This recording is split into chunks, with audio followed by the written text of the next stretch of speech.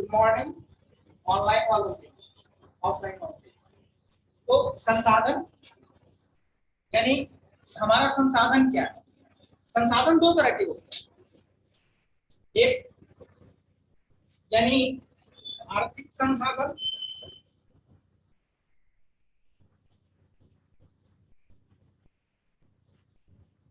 और दूसरा सामाजिक संसाधन।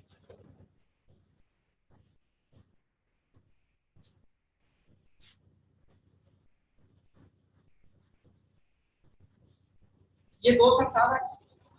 अभी संसाधन का हम उपयोग कैसे करें? ये संसाधन का उपयोग कैसे करें? इस पर नियंत्रण किसका? इस पर नियंत्रण किसका? तो नियंत्रण के तीन कॉन्सेप्ट डेवलप होते हैं। यानी संसाधन पर नियंत्रण, संसाधन पर नियंत्रण, संसाधन पर नियंत्रण।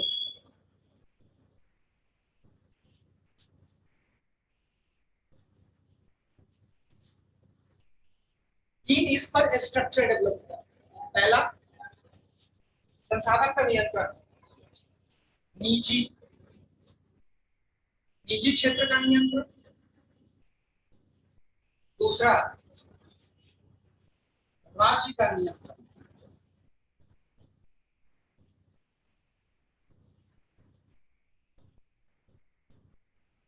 और तीसरा दोनों का नियंत्रण, यानी निजी क्षेत्र और राज्य दोनों का नियंत्रण।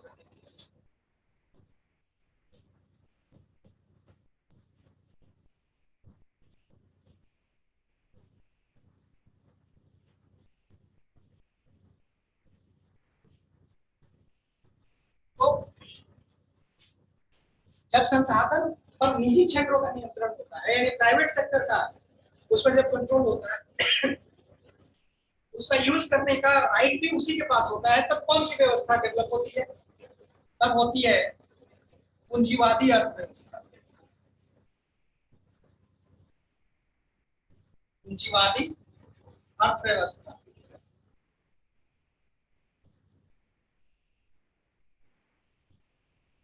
और जब राज्य का नियंत्रण होता है संसाधन पर, जब संसाधन का राज्य पर राज्य का नियंत्रण होता है, तो कौन सी व्यवस्था बनती है? समाजवादी। समाजवादी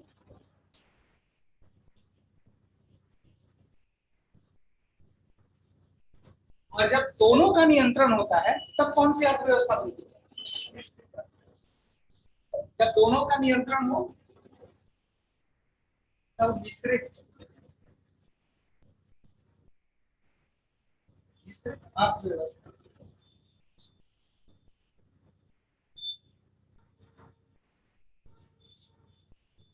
तो जब निजी क्षेत्र का नियंत्रण हो संसाधन पर, तब पूंजीवादी अर्थव्यवस्था का ढांचा बनता है।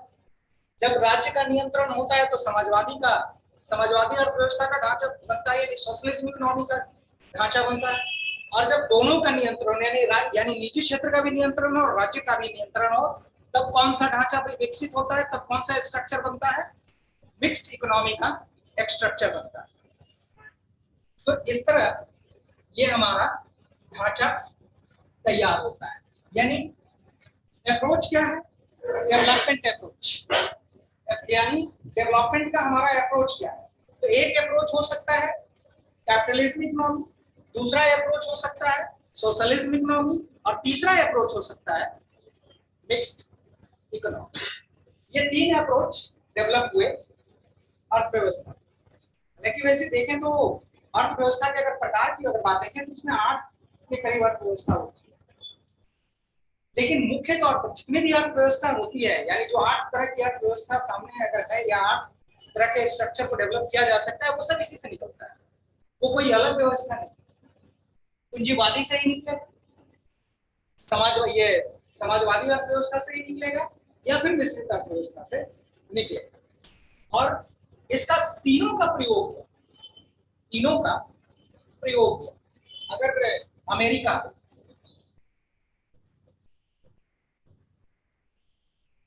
अमेरिका की जो अर्थव्यवस्था है वो पूंजीवादी अर्थव्यवस्था।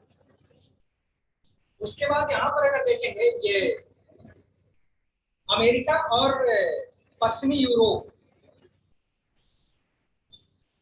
पश्चिमी यूरोप के देश, यहाँ पर देखेंगे तो सोवियत संघ, यानी सोवियत संघ में ये व्यवस्था पहली बार हमें दिखाई पड़ी। और दूसरा पूर्वी यूरोप, पूर्वी यूरोप। और ये अर्थव्यवस्था हालांकि पहली बार मिश्रित अर्थव्यवस्था किस देश में लागू की गई, किस देश ने इस मॉडल को अपनाया था, डेवलपमेंट मॉडल को? पहली बार मिक्स्ड इकोनॉमी मॉडल को किसने अपनाया था? फ्रांस। फ्रांस ने सबसे पहले इस मिक्स्ड इकोनॉमी को अपनाया था, फ्रांस। यानी जिसमें दोनों का कंट्रोल होता है, दोनों का कंट्रोल होता है, यानी स्टेट का भी कंट्रोल होता है और ये प्राइवेट सेक्टर का भी कंट्रोल होता है। भारत ने भी आजादी के बाद इसी मॉडल को अपनाया, यानी दोनों को एक साथ लेकर चलने का निर्णय लिया। तो ये है हमारा संसाधन पर नियंत्रण और विकास के प्रति जो हमारा अप्रोच था, विकास के प्रति हमारा जो अप्रोच था, ये हमने ये कितने तरह के डेवलपमेंट अप्रोच डेवलप हुए, तो उसमें जो मुख्यतः 3 डेवलपमेंट अप्रोच, पहला पूंजीवादी, दूसरा समाजवादी और तीसरा जो है वो मिश्रित अर्थव्यवस्था। अब इसमें इसको हम निजी क्षेत्र को हम बाजार आधारित भी कहते हैं, मार्केट बेस्ड इकोनॉमी भी कहते हैं, इसको मार्केट बेस्ड इकोनॉमी भी कहते हैं। सेकंड वाले को प्लान्ड इकोनॉमी भी कहते हैं, यानी प्लान्ड इकोनॉमी मींस योजनाबद्ध तरीके से, यानी योजनाबद्ध, यानी इसको प्लान्ड इकोनॉमी भी कहते हैं। और ये तो मिश्रित है ही, यानी जहां पर दोनों का अस्तित्व साथ साथ दिखाई पड़ता है। निजी क्षेत्र का भी अस्तित्व होता है, प्राइवेट सेक्टर भी एग्जिस्ट करता है और पब्लिक सेक्टर भी एग्जिस्ट करता है। तो चलिए, बाजार आधारित दृष्टिकोण अर्थात समाजवादी, ठीक है, बाजार आधारित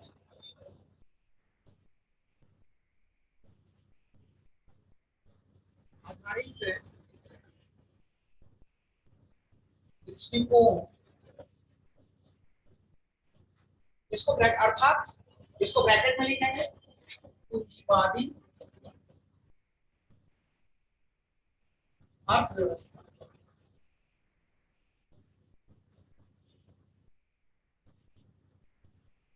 बाजार आधारित अर्थव्यवस्था। अब इसका पहला पॉइंट लिखिए, पूर्णतः विकसित प्रतिस्पर्धात्मक।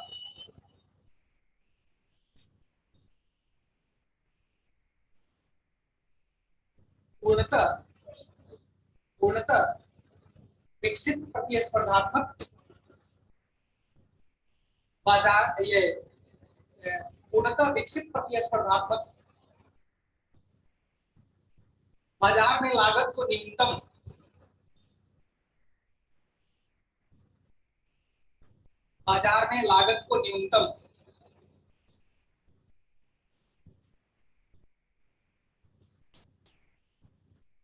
और लाभ को अधिकतम, बाजार में लागत को न्यूनतम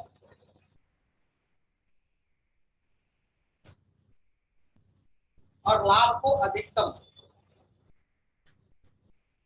कर संसाधन का इष्टतम रूप में प्रयोग किए जाते हैं। लागत को न्यूनतम और लाभ को अधिकतम कर संसाधन इष्टतम रूप में प्रयोग किए जाते हैं।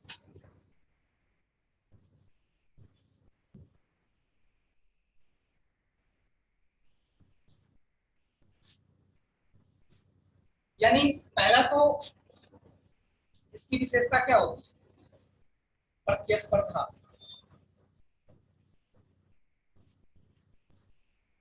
यानी जबरदस्त कंपटीशन। इसका प्रतिस्पर्धा का मतलब क्या हुआ, जबरदस्त कंपटीशन। ओपन ओपन कोई भी आकर इसमें अपने आप को एस्टेब्लिश कर सकता है, एक दूसरे से आगे निकलने की होड़ लगी रहती है। इसका नतीजा क्या होता है, एक तो यानी खूब ये फुल कंपटीशन होना चाहिए, और दूसरी इसकी विशेषता है कि न्यूनतम लागत, न्यूनतम लागत और अधिकतम लाभ, न्यूनतम लागत लागत अधिकतम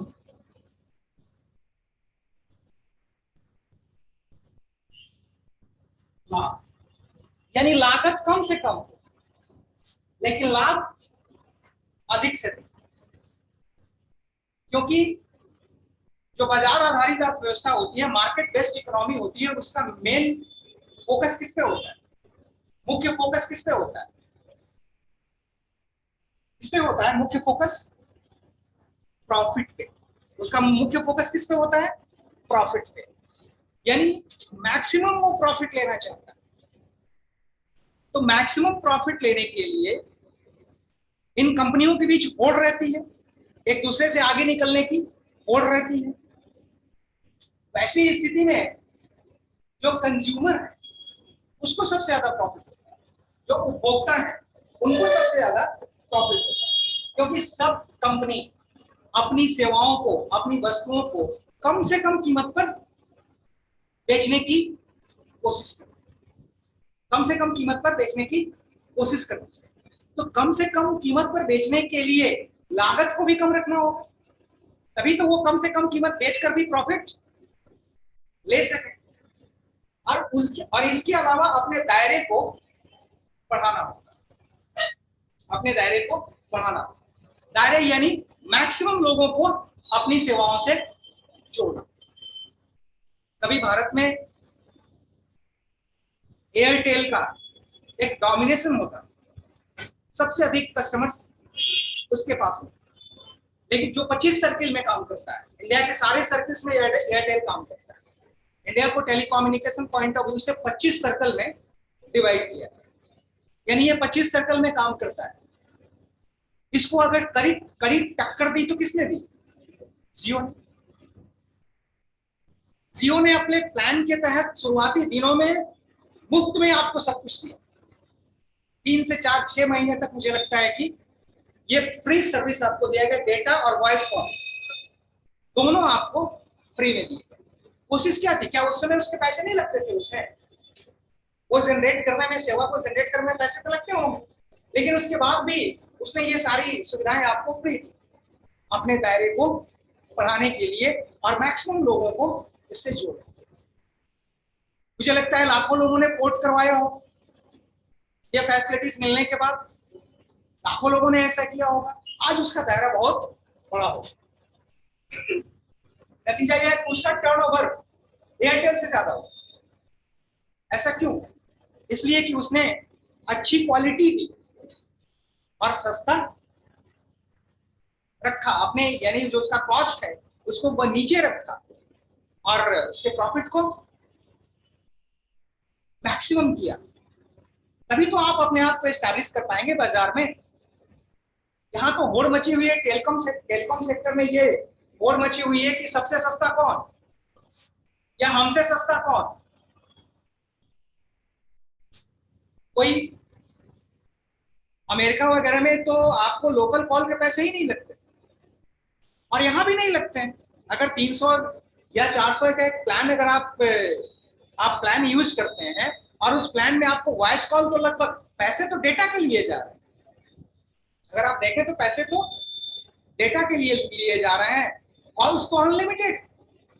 और पहले यही सब इंडिया के अंदर 1995 में जब ये सेवा की शुरुआत हुई थी तो आउट गोइंग तो क्या इनकमिंग के भी पैसे लगते थे। आउट गोइंग के 16 रुपया पर मिनट, 1 मिनट के लिए 16, 1 मिनट बात करने पर 16 रुपए लगते थे और किसी की बात सुनने पर 1 मिनट के लिए 8 रुपए लगते। फोन उठाना भी मुसीबत, फोन उठाना भी मुसीबत। पता चला कि रॉन्ग नंबर में भी 8 रुपया देना पड़ा। फोन कनेक्ट हो गया तो आपको तो 8 रुपए भी नहीं पड़ेंगे ना। बाद में पता चला कि ये रॉन्ग नंबर। तो जब फोन आता था तो लोग फोन कट करते थे और पीसीओ ढूंढते थे कि कहां पीसीओ से जाके उनको कॉल करें।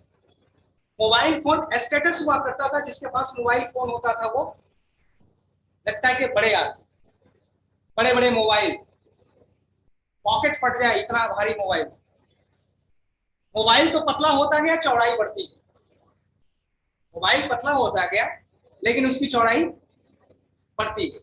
यानी आज जितना थी उतना अच्छा।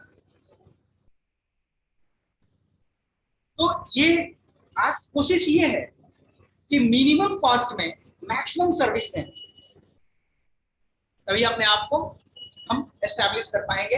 और कैपिटलिज्म इकोनॉमी का यही फंडा,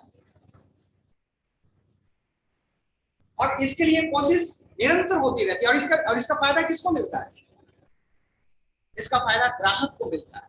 टेलीकॉम सेक्टर में 80 के दशक में या 90 के दशक में ऐसा माना जाता था कि एक फोन को, एक अगर आप टेलीफोन का कनेक्शन लेते हैं तो आपको 1 साल तक इंतजार करना पड़ता। 1 साल तक इंतजार करने के बाद आपका नंबर आता था तो लाइनमैन के पीछे पीछे घूमते घूमते, कई बार फिर आप लाइन मैन के पीछे पीछे घूमते घूमते तब आपके यहाँ फोन लगता था। और फोन लगने के बाद भी महीना में 10 दिन डायल टोन ही नहीं होता। ये समस्या थी। आज ये समस्या नहीं है। अगर हिंदुस्तान में अगर कुछ भी सबसे सस्ता है तो वो है सिम। सबसे सस्ता क्या है? सिम है। और ये स्थिति हो गई।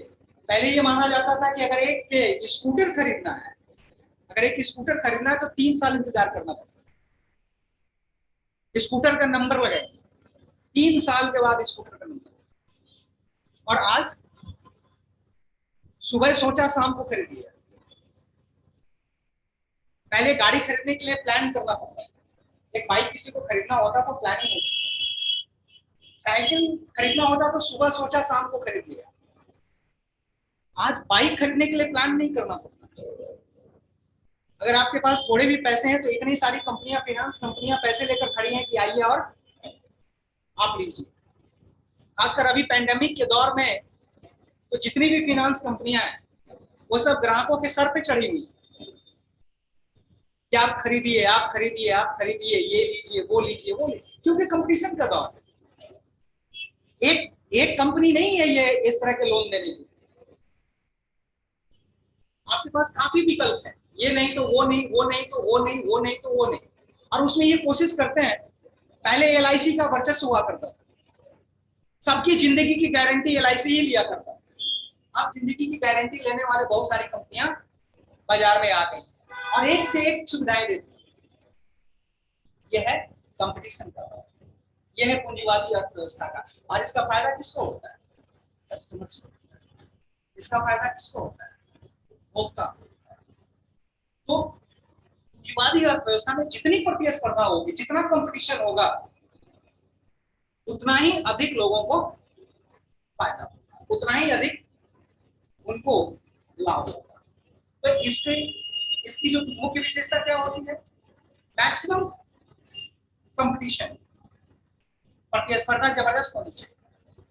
मिनिमम कॉस्ट, लागत कम से कम होनी चाहिए और प्रॉफिट मैक्सिमम होना चाहिए।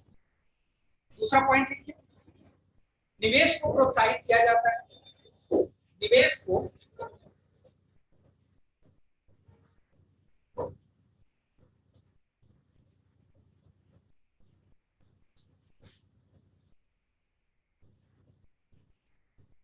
निवेश को प्रोत्साहित किया जाता है।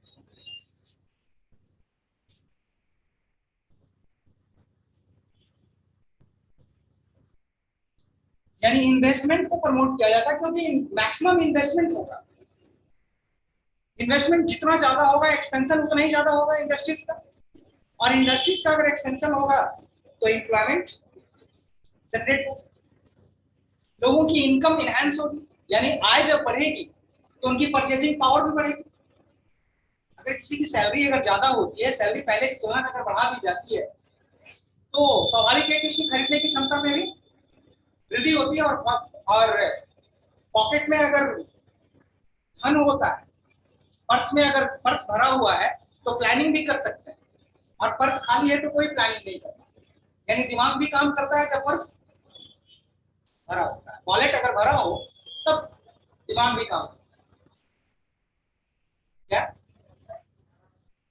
बैंक में भी भरा हो तो है, तो आप कहीं ना प्लान कर रहे हैं। वॉलेट वॉलेट भरा होने का मतलब वही है, चाहे बैंक में हो चाहे घर में हो, कहीं भी, तब आप प्लान कर सकते हैं। खाली वॉलेट से कुछ भी नहीं होता।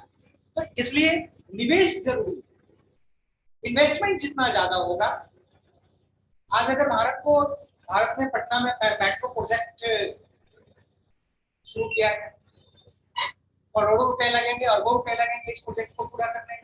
भारत में हाई स्पीड ट्रेन की प्लानिंग है, बुलेट ट्रेन की प्लानिंग है, इसमें बहुत अधिक खर्च होगा, इसमें निवेश की जरूरत है। और स्वाभाविक है कि अगर bullet train, high speed train, metro train अगर स्टार्ट किया जाता है या शुरू हो जाता है, मेट्रो तो कई शहरों में है, लेकिन हाई स्पीड बुलेट ट्रेन का भी प्रोविजन इंडिया में नहीं है। अगर ऐसा होता है तो क्या होगा, ट्रांसपोर्टेशन की क्वालिटी बढ़ेगी, ट्रांसपोर्टेशन की जो क्वालिटी है वो बढ़ेगी, और इससे देश की प्रगति होगी, देश प्रोग्रेस करेगा। तो हमें जो सेवाएं दे रहे हैं उसकी क्वालिटी को कैसे इंप्रूव करें। भारत में एक बीएसएनएल सरकारी कंपनी है, आप सब लोग जानते हैं। बीएसएनएल के बारे में कहा जाता था इसका फुल फॉर्म, भाई साहब कभी नहीं लगेगा, बीएसएनएल भाई साहब नहीं लगेगा, ये इसका फुल फॉर्म। कॉल ड्रॉप, बात करते करते डिस्कनेक्ट, आप बात कर रहे हैं डिस्कनेक्ट, इसको कहते हैं कॉल ड्रॉप। कॉल ड्रॉप की भी समस्या है। आज बीएसएनएल की स्थिति कहाँ है? अगर आप इंडिया के अंदर जो टेलीकॉम कंपनी है, अगर उसमें आप रैंकिंग करेंगे तो बीएसएनएल काफी नीचे, क्योंकि अपनी सर्विस को इंप्रूव नहीं कर पाया। और आज की तारीख में आपको क्या चाहिए? आप पैसे देने के लिए तैयार हैं, आप पैसे देने के लिए तैयार हैं, आपको क्या चाहिए? क्वालिटी चाहिए आपको। आज 100 रुपये पेट्रोल खरीद रहे हैं ना, आज 100 रुपये पेट्रोल खरीद रहे हैं।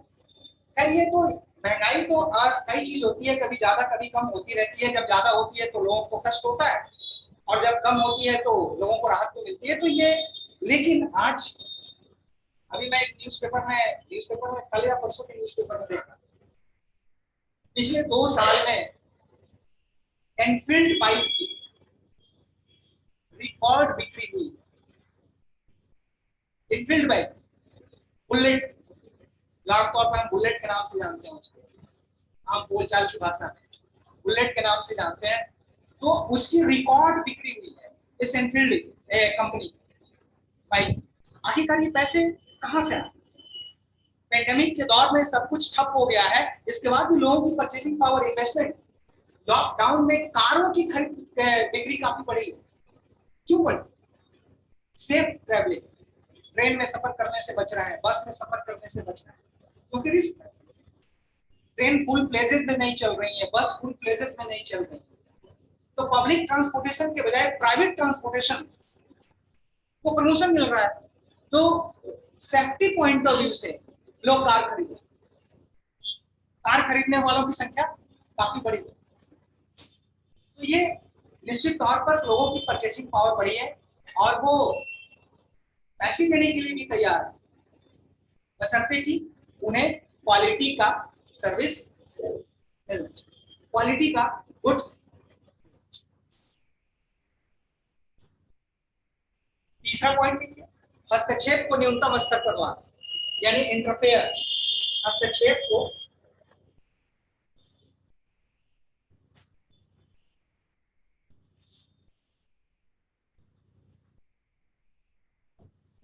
हस्तक्षेप हस्तक्षेप को न्यूनतम स्तर पर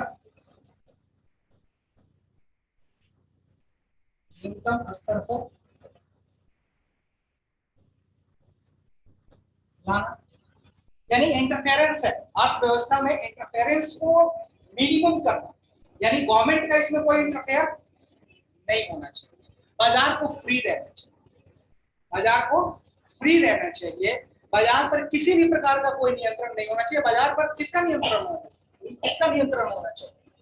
बाजार पर दो ही नियंत्रण होना चाहिए, मांग और आपूर्ति, यानी डिमांड और सप्लाई। बाजार पर कंट्रोल किसका होना चाहिए? डिमांड और सप्लाई का। अगर डिमांड ज्यादा होगी तो कीमत क्या होगी?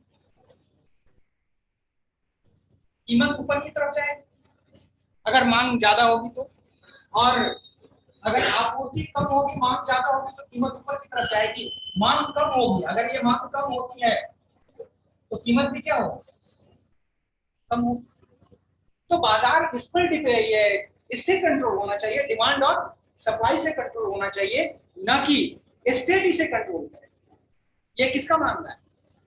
पूंजीवादी अर्थव्यवस्था। और इसकी नींव, और इसकी नींव कैसे पड़ी? आखिरकार इसकी नींव, इस अर्थव्यवस्था की नींव कैसे पड़ी? इस सिद्धांत के प्रवर्तक कौन थे? ये फ्री इकोनॉमी, यानी नियंत्रण मुक्त अर्थव्यवस्था को देने वाले कौन थे? एडम स्मिथ, जिनको अर्थशास्त्र का पिता भी कहा जाता है, यानी फादर ऑफ इकोनॉमी।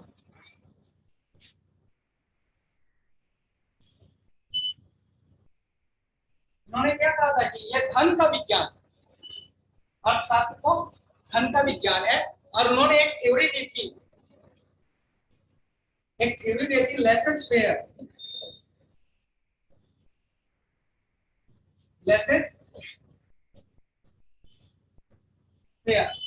इसको हम कहते हैं अहस्तक्षेप की नीति। लेसेस फेयर का अर्थ होता है अहस्तक्षेप की नीति, यानी राज्य द्वारा अर्थव्यवस्था में किसी भी प्रकार का कोई हस्तक्षेप, इंटरफेयर नहीं किया जाएगा। तो इसको हम कहते हैं अहस्तक्षेप की नीति, यानी अर्थव्यवस्था में राज्य की कोई भूमिका नहीं होनी चाहिए। अगर कोई भूमिका है भी तो वो मिनिमम होनी चाहिए। राज्य में इसकी भूमिका, इसका रोल एकदम मिनिमम होना चाहिए, निचले स्तर पर होना चाहिए। ये अप्रोच किसका है? पूंजीवादी। ये अप्रोच पूंजीवादी अर्थव्यवस्था का है। अब हम लिखते हैं योजनाबद्ध दृष्टिकोण, अर्थात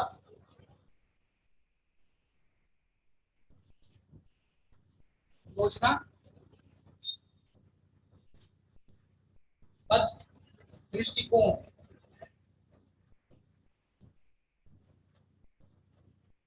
अर्थात समाजवादी अर्थव्यवस्था।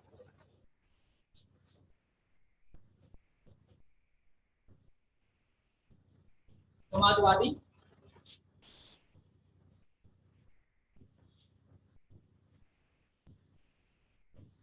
अर्थव्यवस्था। योजनाबद्ध दृष्टिकोण यानी प्लान्ड अप्रोच, योजनाबद्ध दृष्टिकोण अर्थात प्लान्ड अप्रोच, यानी सोशलिस्ट इकोनॉमी। अगर इसका मोटिव क्या है, उद्देश्य, इसका उद्देश्य क्या है? समाजवादी अर्थव्यवस्था का मुख्य उद्देश्य क्या है? जन कल्याण, यानी वेलफेयर। इसका नेचर क्या है? वेलफेयर, यानी जन कल्याण।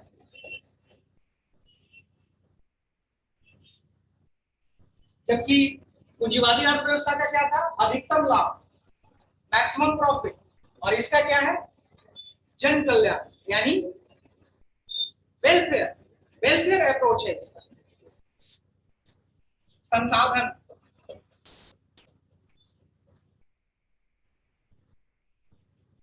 संसाधन, राज्य का नियंत्रण।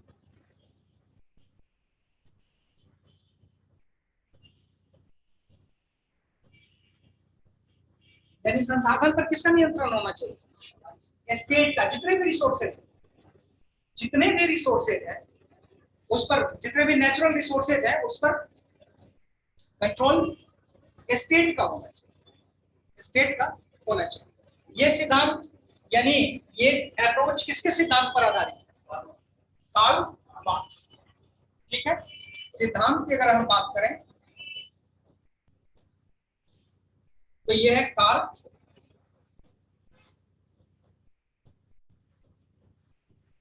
मार्क्स।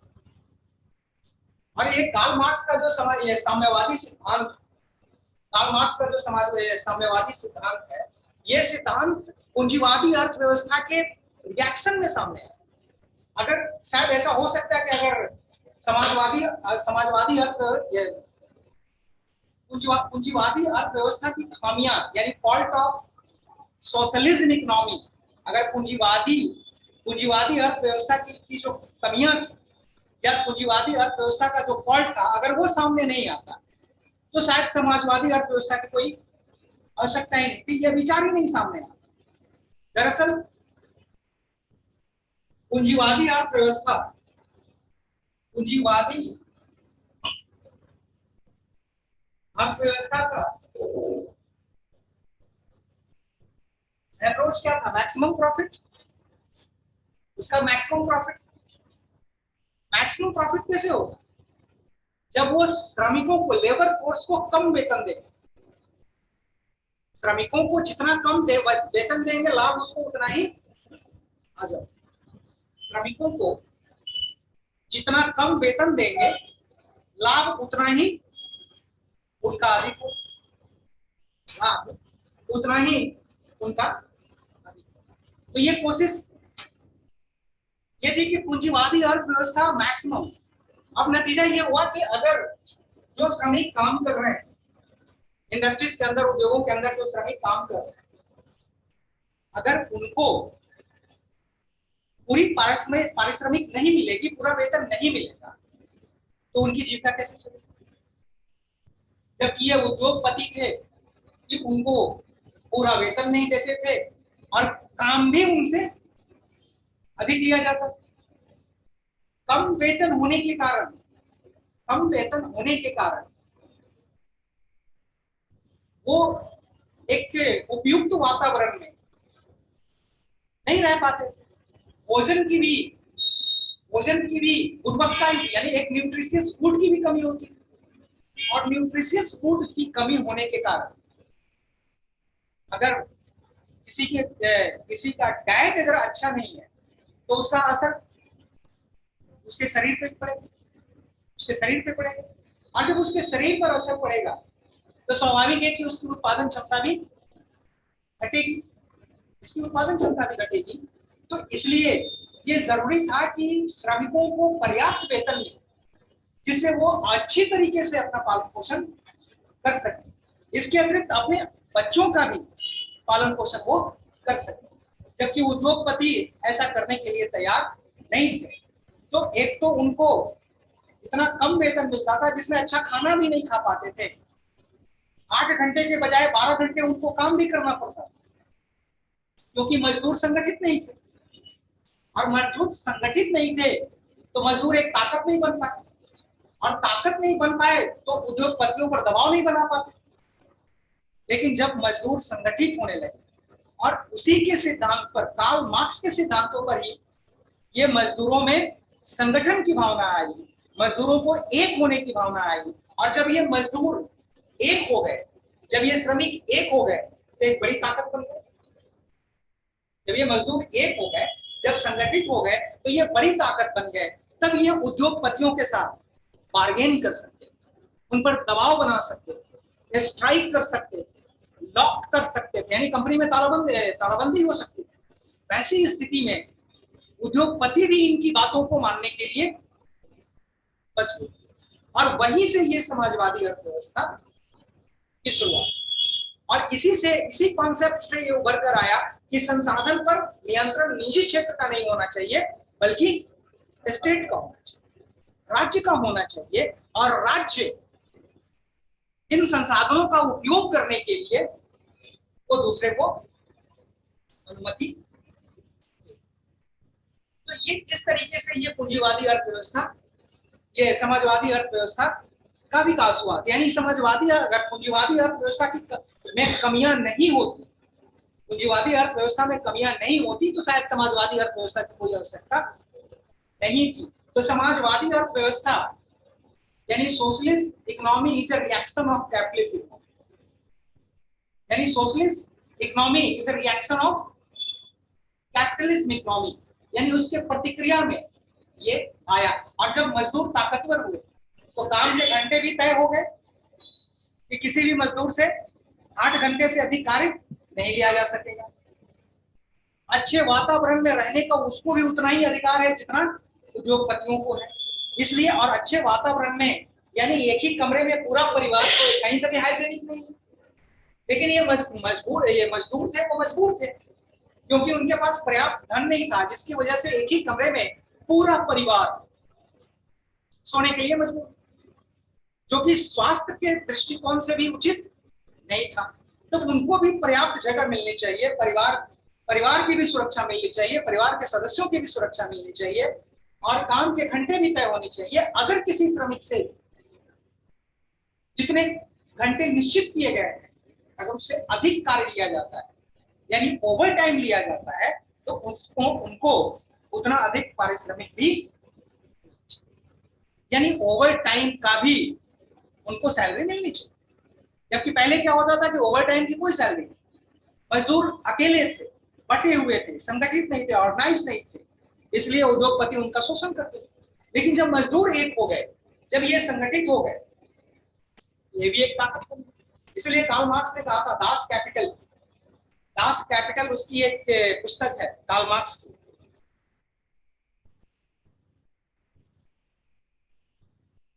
जिसको श्रमिकों का बाइबिल कहा जाता है। इसको नोट कर लीजिए, दास कैपिटल की रचना कार्ल मार्क्स ने की थी, जिसे श्रमिकों का बाइबिल यानी बाइबिल ऑफ लेबरर्स कहा जाता है।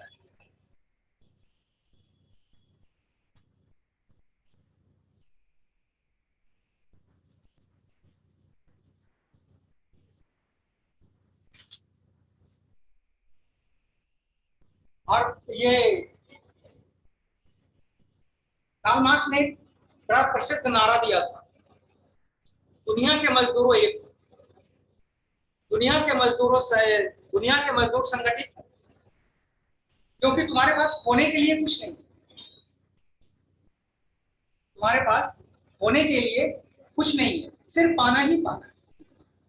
संगठित हो, संघर्ष करो और आगे, क्योंकि तुम्हारा हक, यानी किसी भी उद्योग की स्थापना में या उद्योग के संचालन में जितना योगदान उद्योगपति का है, उतना ही बड़ा योगदान श्रमिक का। और उसका ये कहना था कि श्रमिक को वेतन नहीं, श्रमिक को तो लाभ में हिस्सा मिलना चाहिए। क्योंकि अगर कोई कंपनी अगर प्रॉफिट में जा रही है, तो ये दोनों के सहयोग से जा रही है, इसमें सिर्फ भूमिका सिर्फ उद्योगपति की नहीं है, इसमें श्रमिकों की भी भूमिका है। और मांग तो यहां तो होती है कि मैनेजमेंट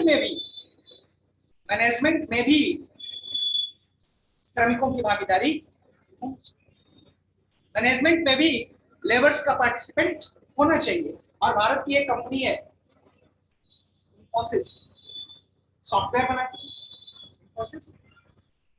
आपको पता है कि इंफोसिस में कोई भी कर्मचारी नहीं है, इंफोसिस में काम करने वाले सब उसके शेयर होल्डर हैं। इंफोसिस में जितने लोग काम करते हैं सब उस कंपनी के शेयर होल्डर मीन्स मालिक। शेयर होल्डर मीन्स क्या होगा, उस कंपनी की हिस्सेदारी है। और हिस्सेदारी किसे मिलती है, तो ये सोच थी समाजवादी अर्थव्यवस्था की। कार्ल मार्क्स हालांकि मजदूरों की लड़ाई लड़ते रहे। कार्ल मार्क्स एक दार्शनिक थे। एक कमरे में उनका पूरा जीवन गुजरा। जब वो उनका देहांत हुआ तो संपत्ति के नाम पर उनके पास कुछ, संपत्ति के नाम पर एक फटा हुआ कोट था उनके पास, वो भी फटा हुआ, जिसमें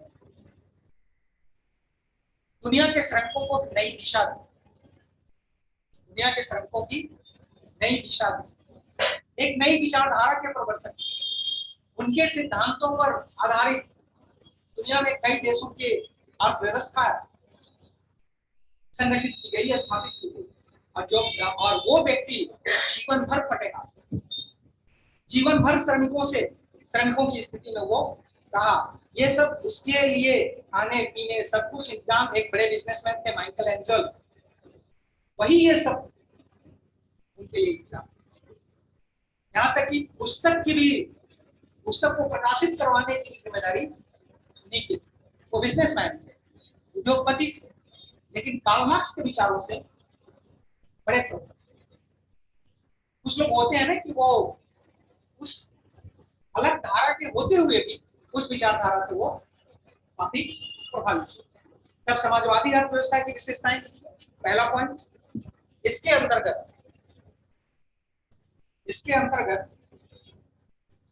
राज्य की भूमिका की आवश्यकता पर बल दिया।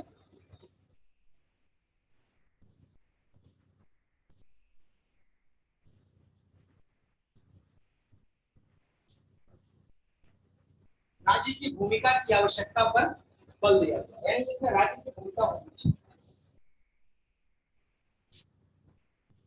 राज्य की भूमिका की आवश्यकता पर बल दिया गया। दूसरा पॉइंट, अल्प विकसित देशों में यानी अंडर डेवलप्ड कंट्री में तो इतनी देर से क्यों आई?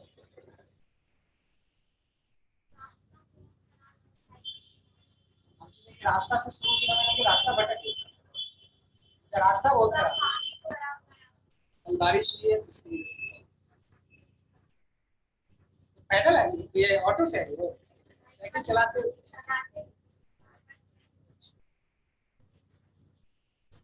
अल्प विकसित देशों में, नेक्स्ट पॉइंट लिखिए, अल्प विकसित देशों में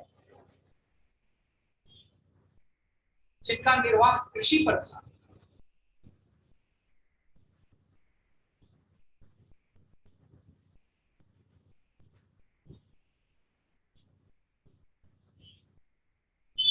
जिनमें औद्योगिकरण का अभाव था, जहां पे इंडस्ट्रियलाइजेशन नहीं हुआ, जिनमें औद्योगिकरण का अभाव था,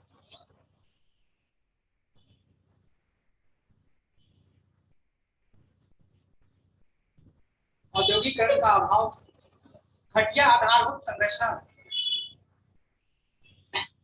घटिया आधारभूत संरचना,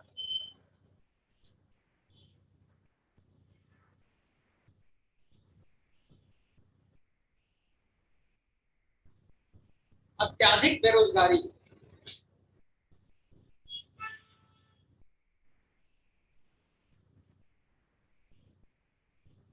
निम्न आय,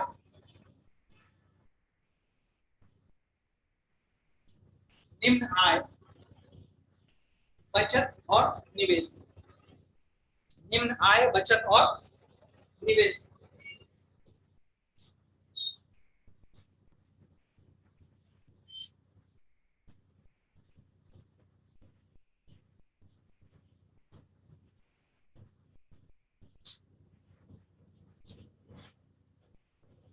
यानी अंडर डेवलप कंट्री जो पूरी तरह विकसित नहीं थे, उनकी समस्या क्या थी? यानी जो अंडर डेवलप कंट्री थे, जिनकी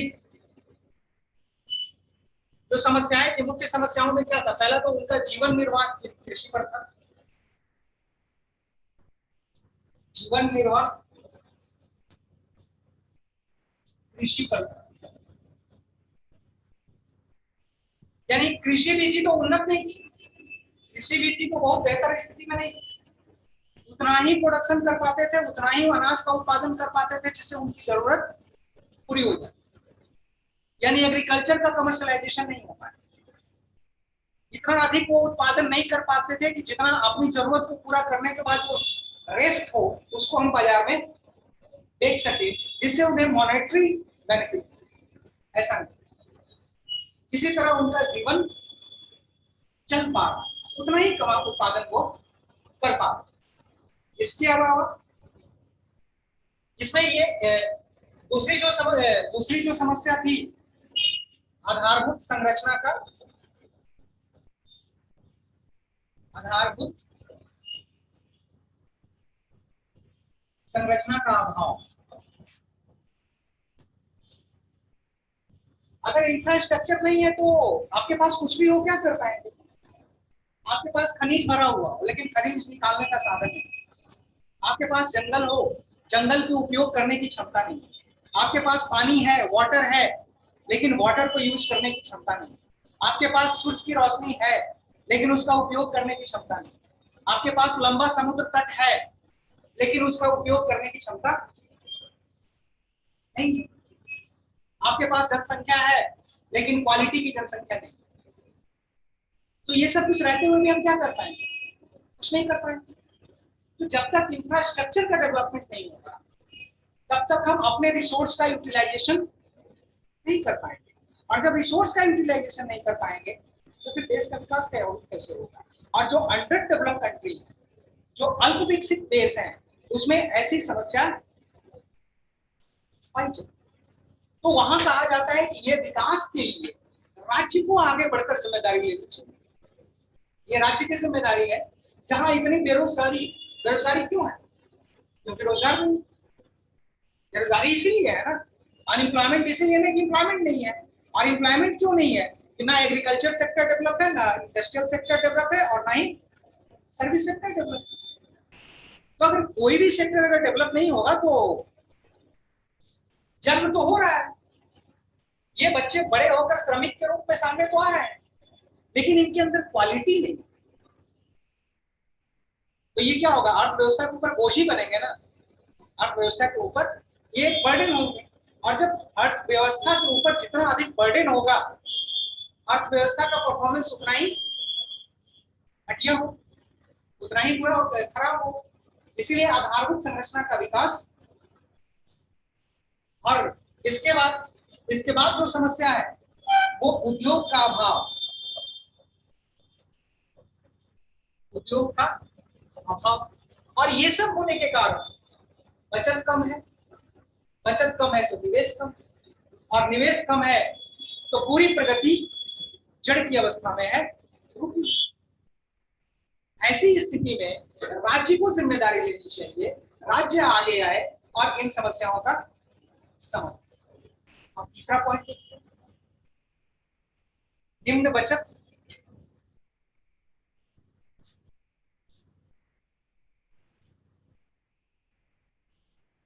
निम्न बचत और अविकसित बाजार की स्थिति से, निम्न बचत और अविकसित बाजार की स्थिति से निवेश के लिए, निवेश के लिए ना तो वातावरण था,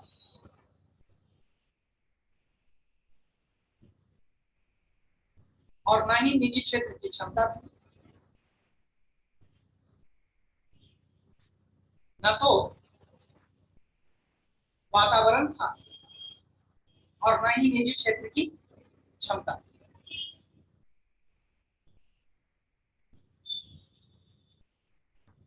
इसलिए राज्य को इसलिए राज्य को न केवल उद्योग इसलिए राज्य को न केवल उद्योग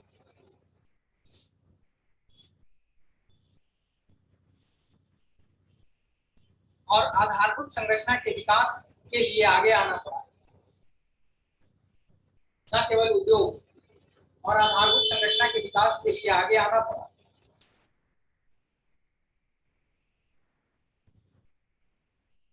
बल्कि बल्कि सिंचाई, आधारभूत संरचना, कृषि अनुसंधान, आधारभूत संरचना, कृषि अनुसंधान और विकास तथा किस कृषि विस्तार सेवाओं में निवेश करना पड़ा, तथा कृषि विस्तार सेवाओं में निवेश करना पड़ा ताकि उच्च उत्पादकता प्राप्त किया जा सके,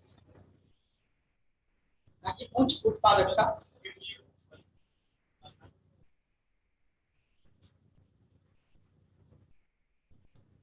बल्कि सिंचाई, आधारभूत संरचना, कृषि अनुसंधान और विकास तथा कृषि विस्तार सेवाओं में निवेश करना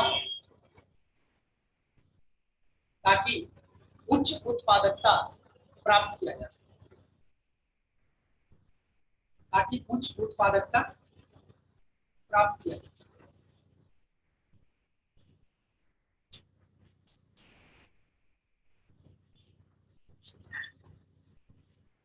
देखिए, जब विशेषकर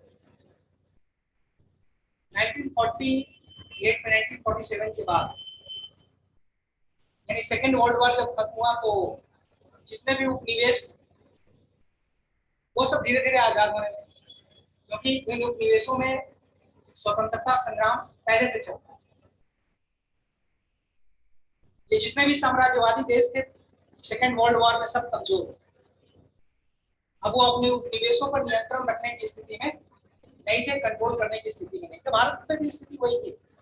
महात्मा गांधी फुल प्लेस में थे, संघर्ष को अपने एकदम चरम पर ले जाने की कोशिश कर रहे थे और 1942 का जो दौर था वो अंग्रेजों के लिए बड़ा कठिन दौर था, क्योंकि एक तरफ बाहर से सुभाष चंद्र बोस नाको दम किए हुए थे और हिंदुस्तान के अंदर महात्मा गांधी अंग्रेजों के लिए मुसीबत बनी।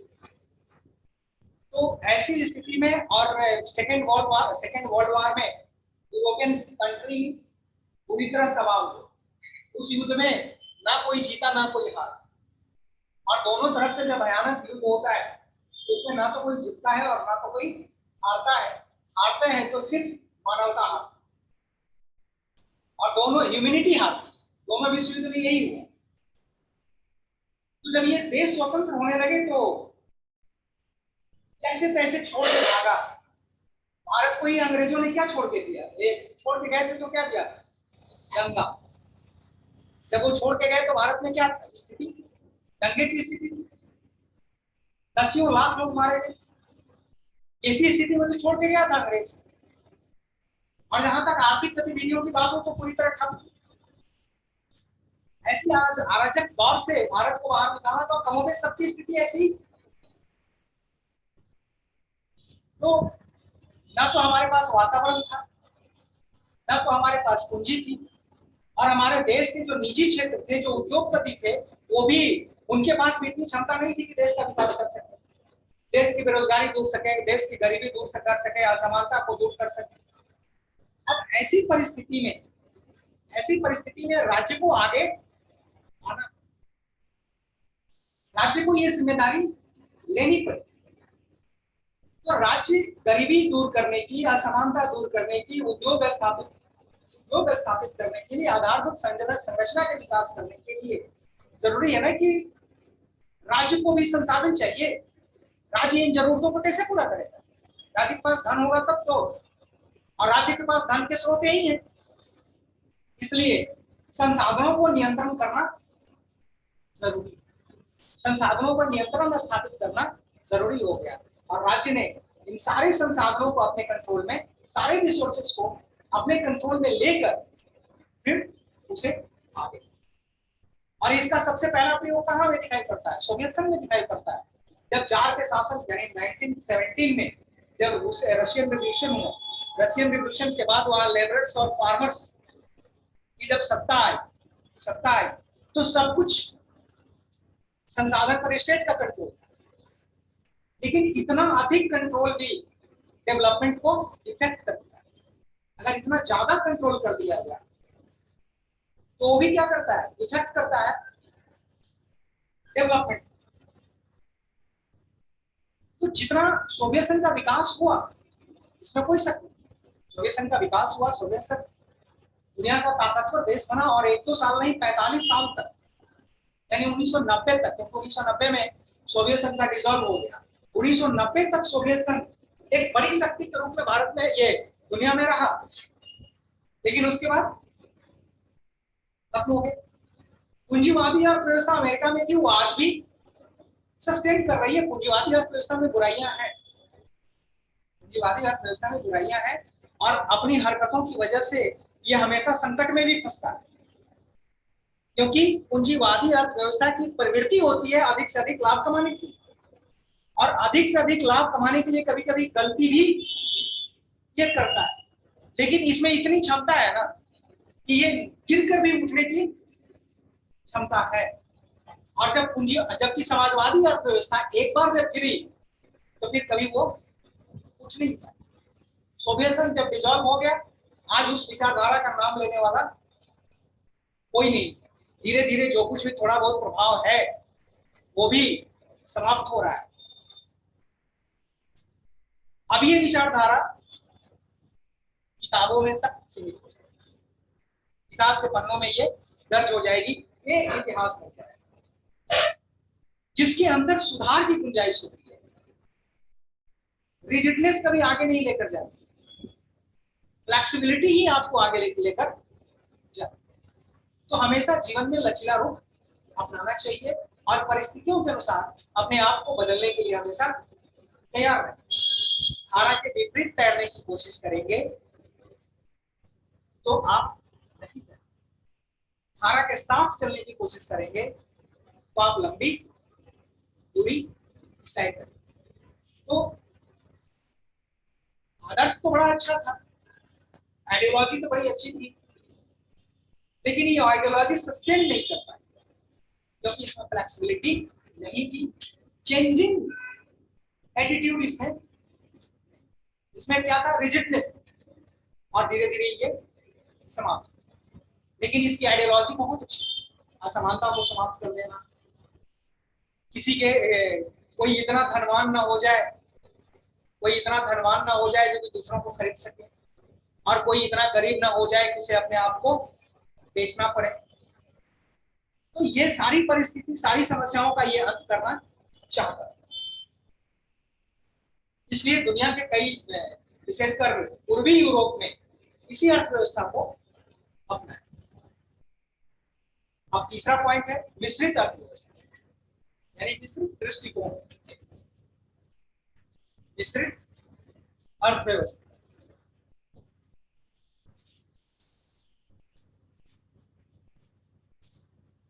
मिश्रित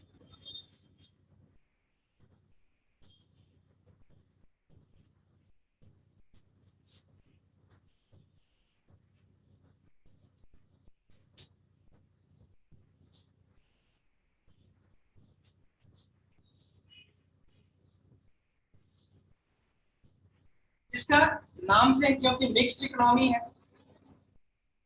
तो इस वर्ड से ही इसका पूरा नेचर क्लियर हो जाता है कि इसमें दोनों को मिला लिया गया, यानी पूंजीवादी को भी मिला लिया गया और समाजवादी को भी मिला। तो इसका पहला पॉइंट है या पूंजीवादी और समाजवादी, पूंजीवादी और समाजवादी अर्थव्यवस्था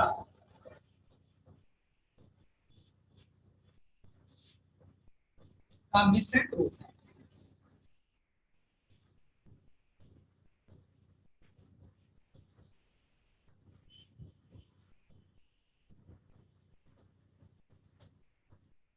या पूंजीवादी और समाजवादी अर्थव्यवस्था का मिश्रित रूप है।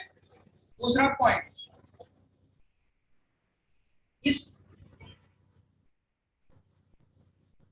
अर्थव्यवस्था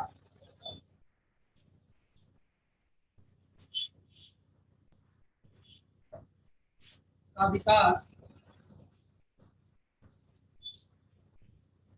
इस अर्थव्यवस्था का विकास John Maynard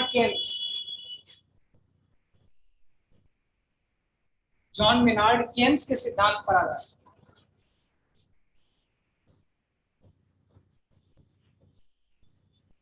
John Maynard Keynes या कीन्स, कहीं कहीं कीन्स लिखा रहता है। जॉन मेनार्ड केन्स के सिद्धांत पर आधारित।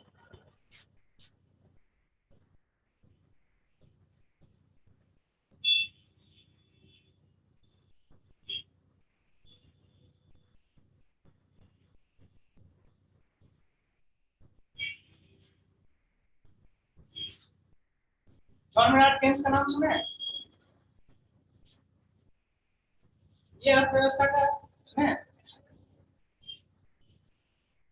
क्या कोई सिद्धांत का नाम?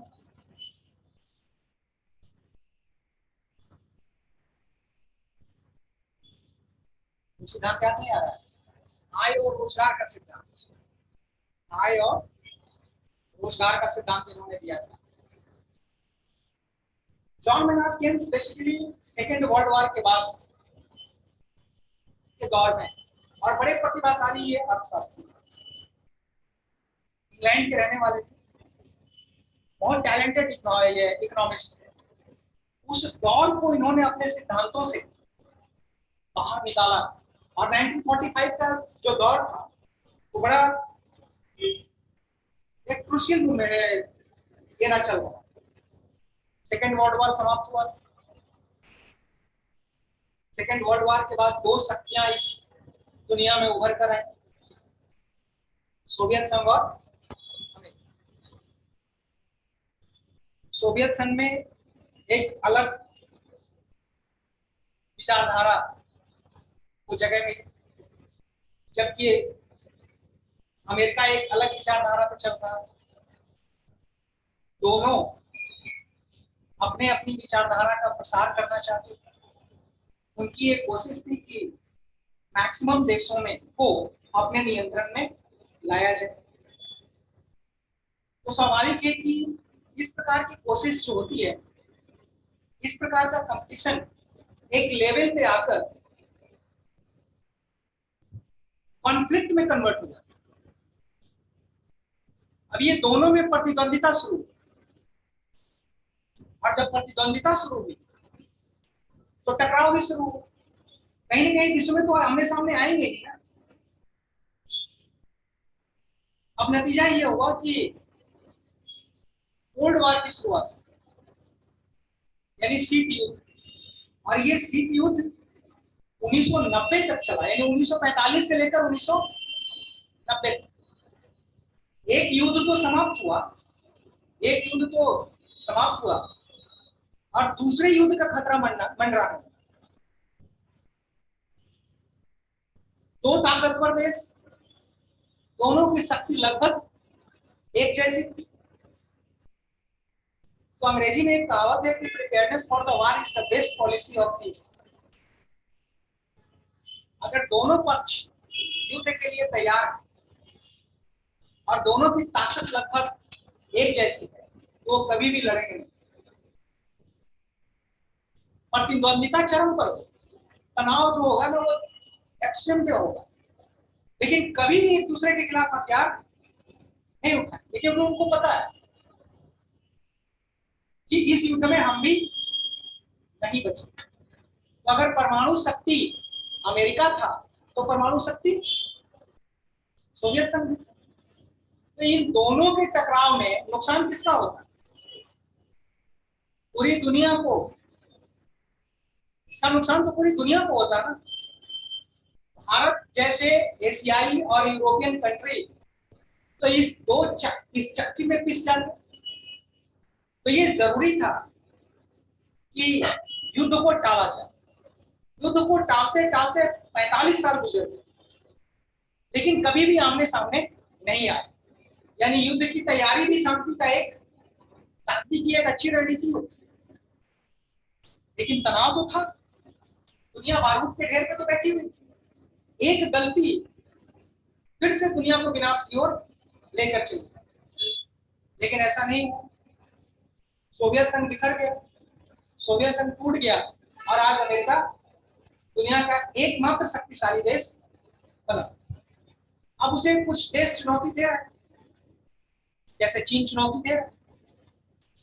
तो 1945 में तो एक तरह से जब दो ध्रुव बना दुनिया में, दो पोल बना, पावर के दो पोल बन गए, पावर के दो सेंटर बन गए, तो पूरी दुनिया में दो हिस्सों में बट गई, पूरी दुनिया में दो हिस्सों में बट गई। और विशेषकर यूरोप, यूरोप दो हिस्सों में बट गया, एक पूर्वी यूरोप और दूसरा पश्चिमी यूरोप। पूर्वी यूरोप के जो देश थे वो अमेरिका के समर्थन में खड़े थे, और पूर्वी यूरोप के जो देश थे वो सोवियत संघ के समर्थन खड़े थे। जितने भी पूर्वी देश थे उसमें सब में समाजवादी अर्थव्यवस्था, और जितने भी पश्चिमी यूरोप देश थे वहां सब में पूंजीवादी अर्थव्यवस्था। अब दोनों ने अपने अपना विस्तार करने का प्रयास किया। वही दौर था जब दुनिया के देश आजाद हुए, यूरोपियन कंट्री एकदम कमजोर हो गए। जब दुनिया के देश आजाद हुए तो ये देश, खासकर एशिया और अफ्रीका के जो देश आजाद हुए, स्वतंत्र हुए, अब इनके सामने बड़े द्वंद्व की स्थिति थी, बड़ा एक कॉन्ट्राडिक्शन था कि किधर जाए, अमेरिका के पक्ष में जाए या सोवियत संघ के पक्ष में जाए। उसमें भारत भी, उसमें भारत भी।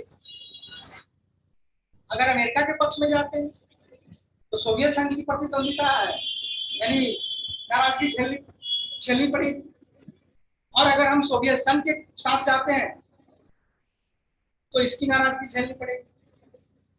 तो पंडित जवाहरलाल नेहरू जो समय भारत के प्रधानमंत्री थे, उन्होंने किसी भी तरफ नहीं जाने का निर्णय, और दुनिया के जो देश आजाद हुए थे या आजाद होने के कगार पे खड़े थे, उन देशों को साथ लेकर निर्गुट निरपेक्ष यानी नॉन अलाइंड मूवमेंट की स्थापना। नैम है ना, अभी पढ़े ना नैम के बारे में, नॉन अलाइंड मूवमेंट यानी निर्गुट निरपेक्ष आंदोलन। इनमें वो देश शामिल थे जो कभी न कभी किसी न किसी देश के उपनिवेश थे। ये सब अलग इकट्ठा हुए और इन देशों ने दोनों के साथ अच्छे संबंध बनाने की कोशिश की। यानी हम ना अमेरिका के साथ हैं और ना ही हम इंग्लैंड के, ना ही हम सोवियत संघ के साथ हैं। तो एक तो ये कारण था भारत को मिश्रित अर्थव्यवस्था को अपनाने के पीछे। दूसरा कारण ये था कि भारत में ब्रिटिश शासन के दौरान 1765 से लेकर 1857 तक भारत कंपनी के शासन में था, और 1858 से लेकर 1947 तक भारत किसके शासन में था? ब्रिटिश पार्लियामेंट के। पहले कंपनी के नियंत्रण में था, कंपनी का शासन 1857 में खत्म हो गया, उसके बाद फिर किसका शासन शुरू हुआ? ब्रिटिश पार्लियामेंट यानी क्राउन का, यानी राजा का शासन शुरू हुआ, यानी ब्रिटिश पार्लियामेंट का शासन। यानी दो शासकों ने भारत पर शासन किया ब्रिटिश रूल के दौरान। उस दौर में भारत में उद्योगों का विकास भी नहीं हुआ, उद्योगों के भी थोड़े बहुत उद्योग का विकास हुए। भारत के उद्योगपति इतने मजबूत नहीं थे कि निर्माण की जिम्मेदारी उनको दी जाए, इतने मजबूत नहीं थे भारत के उद्योगपति। दूसरी तरफ गरीबी, बेरोजगारी, असमानता, क्षेत्रीय असंतुलन जैसी बड़ी समस्या है। इस समस्या की जिम्मेदारी भी निजी क्षेत्रों को नहीं दी जा सकती, इसलिए राज्य ने अपनी ये सब जिम्मेदारियां राज्य ने अपने ऊपर ले, और कुछ क्षेत्र निजी क्षेत्रों को भी, यानी राज्य का ये निर्णय था कि निजी क्षेत्र और राज्य दोनों मिलकर भारत में अर्थव्यवस्था को आगे बढ़ाएंगे, क्योंकि राज्य भी इतना सक्षम नहीं है कि सब कुछ अकेले कर ले, और निजी क्षेत्र भी भारत के इतने मजबूत नहीं है कि वो सब कुछ अकेले कर ले। हम दोनों मिलकर भारत को प्रगति के रास्ते पर आगे ले जा सकते हैं। इसलिए भारत में कौन सी इकोनॉमी अपनाई गई? मिक्स्ड इकोनॉमी अपनाई गई, यानी निजी क्षेत्रों को भी जिम्मेदारी दी गई और सार्वजनिक क्षेत्र, जो सार्वजनिक क्षेत्र की कंपनी यानी पब्लिक सेक्टर की जो कंपनी है वो सरकार के पास रही, और सरकार इससे होने वाली आय से गरीबी, बेरोजगारी, आधारभूत संरचना का विकास, ये सब सरकार ने करने का काम। इससे वो चाहे वृद्धा पेंशन देना हो, चाहे विधवा पेंशन देना हो, चाहे सड़कें बनानी हो, नहरें बनानी हो, भारत में राजस्व भी इतना नहीं था ना, उद्योग थे नहीं तो राजस्व कहां से आएगा? इनकम इतना नहीं था कि इनकम कहां से आएगा? हम ये क्या कहते हैं, निर्यात नहीं कर पा रहे थे, उद्योग नहीं थे, तो भारत सरकार को राजस्व कहां से आएगा? तो राजस्व की भी तो कमी थी। तो स्वाभाविक है कि भारत सरकार ने पूरे संसाधनों पर अपना नियंत्रण स्थापित किया।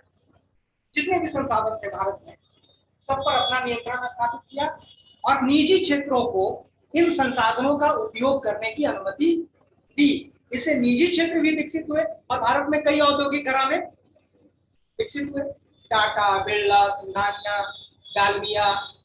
आज के दौर में और नए नए औद्योगिक घराने आए। आज अंबानी है, अडानी है, बहुत सारे, टेलीकॉम सेक्टर हो, गुड्स सेक्टर हो, सर्विस सेक्टर हो, बहुत सारे सेक्टर में बड़े बड़े उद्योगपति। और आज की तारीख में तो एक उद्योगपति दूसरे क्षेत्रों में भी काम कर रहा है। आज रिलायंस सिर्फ टेलीकॉम सेक्टर में नहीं है, पेट्रोलियम सेक्टर में भी काम कर रहा है, हर सेक्टर में काम कर रहा है। यानी हमारा जो औद्योगिक विस्तार तेजी से हो रहा है।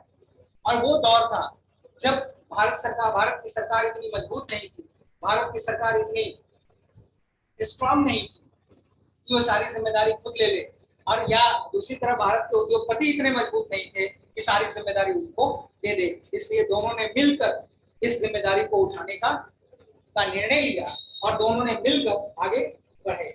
जब 1990 का दौर आया, और जब ये ऐसा लगा कि जो हमने डेवलपमेंट मॉडल को अपनाया था अब वो इतना इफेक्टिव नहीं रहा, हम देश कई तरह की समस्याओं से जूझ रहा है, तब इसको क्या किया गया? आर्थिक उदारीकरण किया गया, न्यू इकोनॉमिक पॉलिसी लाई गई।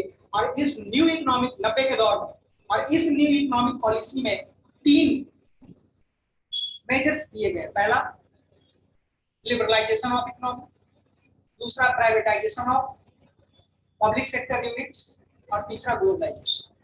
यानी 3 के जरिए भारत आगे आज बढ़ता है। और इसी पद्धति पर जो 90 के दौर में शुरू हुआ था, और इस सुधार को लाने वाले कौन थे? इस सुधार को लाने वाले कौन इस सुधार की शुरुआत किसने की? इसका क्रेडिट किसको मिलना चाहिए? मनमोहन सिंह को। मनमोहन सिंह उस समय वित्त मंत्री थे, मतलब दिमागी उपज तो उन्हीं की। और प्रधानमंत्री कौन थे? पीवी नरसिम्हा राव। तो देश का नेतृत्व कौन कर रहा था? पीवी नरसिम्हा राव कर रहे हैं। आज सबसे अधिक गालियां किसको पड़ती है? सबसे अधिक गाली कौन सुनता है? भारत के प्रधानमंत्री नरेंद्र मोदी। ये नहीं गाली सुनते हैं, सबको बेच दिया, सारी कंपनी बेच दिया। जबकि बेचने में तो वही, अगर मान लीजिए अगर बिक भी रहा है, मान लेते हैं कि बिक भी रहा है, तो बेचने के लिए सिर्फ वही तो जिम्मेदार नहीं है, पूरा मंत्रिमंडल जिम्मेदार है। लेकिन गाली कौन सुनता है? सिर्फ नरेंद्र मोदी। तो इसका क्रेडिट भी किसको मिलना चाहिए? इस आर्थिक सुधार का क्रेडिट किसको मिलना चाहिए? प्रधानमंत्री को मिलना चाहिए। अगर ताली प्रधानमंत्री को, तो ये गाली किसको? गाली अगर प्रधानमंत्री को, तो ताली भी प्रधानमंत्री को ही मिलना चाहिए। तो उस दौर में भारत के प्रधानमंत्री थे नरसिम्हा राव, जिन्होंने भारत में आर्थिक सुधार की शुरुआत की थी, और आज भारत उसी रास्ते पर आगे बढ़ रहा है। उसी तरीके से भारत आगे बढ़ रहा है।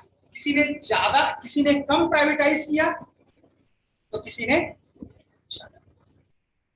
निजीकरण की शुरुआत तो उसी समय से, निजीकरण के, ये उदारीकरण की शुरुआत तो उसी समय से। भारतीय अर्थव्यवस्था को विश्व की अर्थव्यवस्था से, ग्लोबलाइजेशन का मतलब क्या होता है?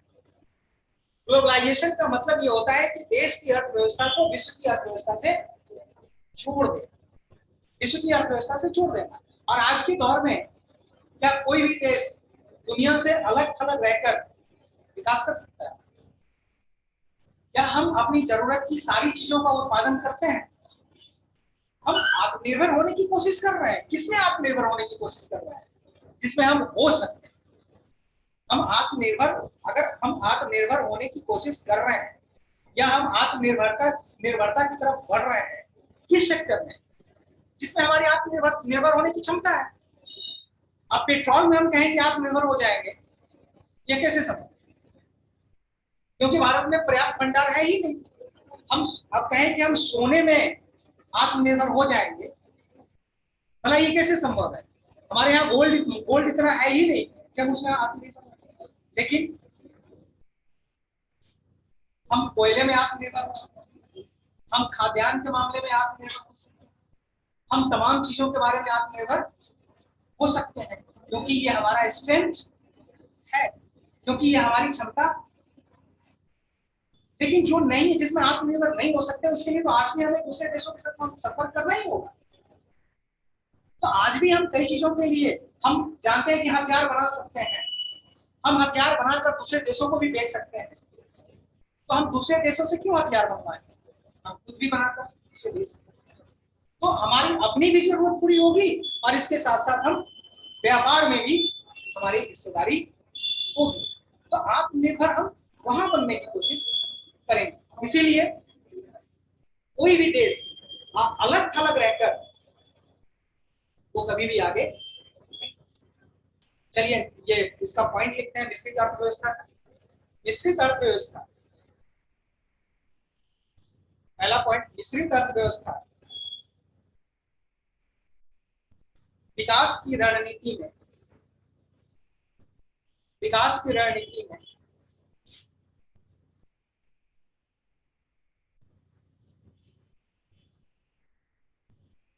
राज्य और विकास को साथ लाना।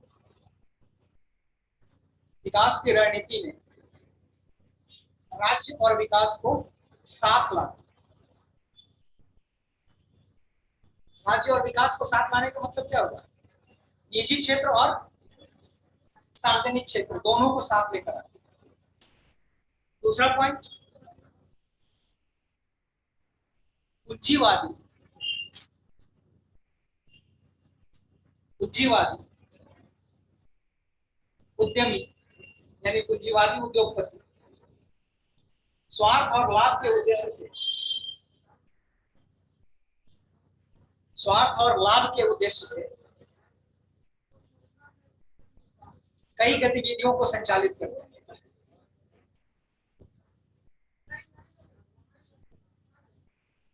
कई गतिविधियों को संचालित करते हैं। दूसरी ओर, दूसरी ओर सार्वजनिक क्षेत्र, दूसरी ओर सार्वजनिक क्षेत्र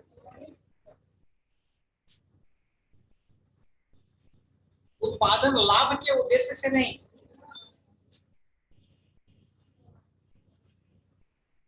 लाभ के उद्देश्य से नहीं, जबकि सार्वजनिक क्षेत्र, या बल्कि सार्वजनिक क्षेत्र लाभ के उद्देश्य से नहीं, बल्कि सामाजिक हित से, सामाजिक हित से उत्पादन और सामाजिक क्षेत्र में कार्य करता है।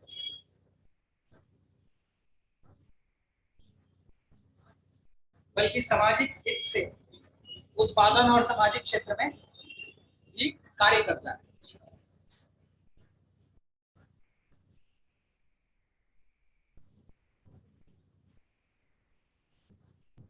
यानी भारत के जितने भी निजी क्षेत्र के उद्योग हैं वो तो लाभ के उद्देश्य से काम कर रहे हैं, चाहे रिलायंस हो, चाहे टाटा हो, चाहे बिरला हो, चाहे डालमिया हो, चाहे बिकल हो, जो भी हो, सब लाभ के उद्देश्य से काम कर रहे हैं। भारत के अंदर सरकारी कंपनियां भी हैं, भारत के अंदर सरकारी कंपनियां भी हैं। तो सरकारी कंपनियों के क्या उद्देश्य है? अधिक से अधिक लोगों का हित, अधिक से अधिक लोगों का हित करना। और ये राज्य का कर्तव्य या राज्य अपने संसाधन का उपयोग जन कल्याण के लिए करेगा, इसकी व्यवस्था संविधान में भी दी गई है। यानी राज्य में डायरेक्टिव प्रिंसिपल ऑफ स्टेट में की गई, यानी ये संवैधानिक प्रावधान, ये कॉन्स्टिट्यूशनल प्रोविजन है कि राज्य इस संसाधन का उपयोग वेलफेयर के लिए करे, खुद के वेलफेयर के लिए नहीं, पब्लिक वेलफेयर के लिए ये राज्य काम करे। और आज जितने भी पब्लिक सेक्टर की यूनिट्स हैं, जितने भी पब्लिक सेक्टर की कंपनी है, वो किसके लिए काम कर रही है? राज्य के लिए काम कर रही है। अब देश को, पूरे देश में सभी उम्र के लोगों को फ्री वैक्सीन देना है, इसके लिए अरबों रुपए खर्च होंगे, सरकार कहां से यही सब से पूरा कर पाएगी? नवंबर तक भारत के 80 करोड़ लोगों को राशन देना है, ये सरकार कैसे करेगी? किसी के भी विधवा पेंशन बंद नहीं हुआ, किसी का भी वृद्धा पेंशन बंद नहीं हुआ। सरकार किसानों को प्रति वर्ष 6,000 रुपए सरकार को देने हैं, सरकार ने ये बंद नहीं किया। ये सारी कार्य, ये सारी भुगतान पेमेंट सरकार कैसे करे? क्योंकि सरकार को भी एक आमदनी का जरिया होना चाहिए, तभी तो वो ऐसा कर पाए।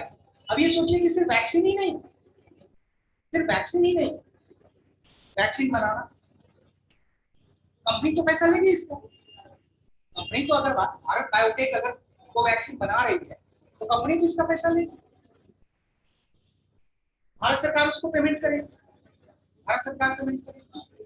फिर सिरिंज जिसे ये दिया जा रहा है, सिरिंज जिससे ये दिया जा रहा है, उसका भी मैन्युफैक्चरिंग करना पड़ रहा है, तो कंपनी से वो भी खरीद रही है, उसका पूरा पेमेंट कौन दे रहा है? भारत सरकार दे रही है।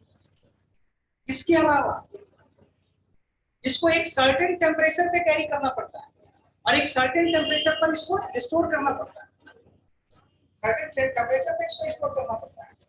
एक फाइल खुलने के बाद कितने देर के अंदर ये वैक्सीनेशन हो जाना चाहिए? अगर उसमें से 1 घंटे की भी देरी होती है तो पूरा वैक्सीन जो है वो इनफेक्टिव हो जाता है, खराब हो जाता है। तो आप सोचिए कि भारत में लाखों डोज तो खराब हो गए, लेकिन उसकी कीमत तो सरकार को चुकानी पड़ी।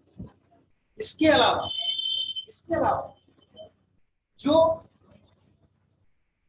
वर्कर्स इसमें लगे हुए हैं इंजेक्शन देने में, कोई पैसा नहीं। सोचिए कि एक आदमी को वैक्सीन देने में सरकार के कितने रुपए खर्च हुए, और भारत को लगभग 90 करोड़ 80 करोड़ इंजेक्शन देने, और 80 करोड़ ही नहीं, 80 करोड़ को डबल कर दीजिए क्योंकि 2 डोज लेना है, यानी 1 अरब 60 करोड़ डोज सरकार को देना है। जब बच्चे भी शामिल हो जाएंगे इसमें तो थोड़ी सरकार कहेगी कि बच्चों के लिए हम पैसा लेंगे। बच्चे तो और संवेदनशील हैं, बच्चे तो हमारी पूंजी हैं, तो उनको तो टीका बिल्कुल ही फ्री मिलना चाहिए। जब आप बच्चे भी अगर शामिल हो जाएंगे तो आप समझ सकते हैं कि सरकार का खर्च कितना गुना बढ़ेगा और आमदनी घट गई। आमदनी तो पहले से कम है ना, आमदनी कम है और खर्च कई गुना। अब आज की तारीख में मेडिकल सेक्टर के लिए ऑक्सीजन का उत्पादन कई गुना बढ़ाया गया, लेकिन क्या आज की तारीख में भी ऑक्सीजन की उतनी आवश्यकता है? नहीं। तो जितने भी प्लांट लगाए गए उसमें से बहुत सारे प्लांट तो बन रहे हैं, आखिरकार ऑक्सीजन उत्पादन करके उसकी खपत कहाँ हो? ऑक्सीजन उत्पादन करके हवा में तो नहीं छोड़ेंगे। अब ये सोचिए कि लेकिन उसे उस प्लांट को लगाने में तो काफी धन खर्च हुआ। अब उसका तो उपयोग तब होगा जब इस तरह की परिस्थिति पैदा होगी, और भला कोई भी सरकार चाहेगी, या देश का एक व्यक्ति भी चाहेगा कि दूसरा दौर फिर से आए? तो सोचिए कि सरकार का कितना धन इस प्रकार के अनावश्यक रूप में खर्च हो। और अगर सरकार के पास संसाधन नहीं हो तो फिर कैसे? ठीक है, छोड़ देते हैं। अब नेक्स्ट जो ये नेक्स्ट क्लास में, अब अगले वीक से आपका रूटीन तय हो जाएगा इसमें सारे सब्जेक्ट, क्योंकि इसमें जितेंद्र सर नहीं थे, तो आ गए हैं, नेक्स्ट क्लास उन्हीं का होगा। तो अब इसके बाद रूटीन सेट हो जाएगा 2-2 दिन का सब्जेक्ट वाइज क्लास। इसके साथ साथ वर्कशॉप भी बन रहे हैं, संभवतः वर्कशॉप भी, ठीक है। नेक्स्ट